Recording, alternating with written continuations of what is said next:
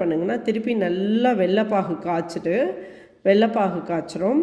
இந்த வெள்ளைப்பாகு காய்ச்சும் போதே கொஞ்சம் ஏலக்காய் பொடி போட்டுக்கோங்க. போட்டுட்டு இது நல்லா கெட்டி பதம் வரும்போது இந்த தேங்காவை போட்டு நீங்கள் கிண்டணும். திருப்பி தேங்காய் போட்டோன்னா இது திருப்பி லிக்விட் ஸ்டேஜுக்கு வரும். ஏன்னா தேங்காயில் இருக்க தண்ணியெல்லாம் வெள்ளத்தோடு கலந்து வெளியில் வர ஆரம்பிக்கும். கொஞ்ச நேரம் அந்த வெள்ளத்தோடு சேர்த்து தேங்காவையும் சேர்த்து கிண்டணும். கொஞ்சம் நல்லா அது வந்து ஒரு மாதிரி செமி சாலிட் பதத்தில் வரும்போது ஆஃப் பண்ணிவிடுங்க. ஆஃப் பண்ணிட்டிங்கன்னா அது அப்புறமா கொஞ்சம் நேரத்தில் அந்த வெள்ளம் இறுகி வந்துடும். சரிங்களா? ஓகே. இந்த மாதிரி காய்ச்சும்போது உங்களுக்கு ஒரு அட்வான்டேஜ் என்னென்னா அந்த கல்லெல்லாம் ரிமூவ் ஆகிடுறதுனால கல்லே இருக்காது இந்த வெள்ளத்தில், நல்லாயிருக்கும்.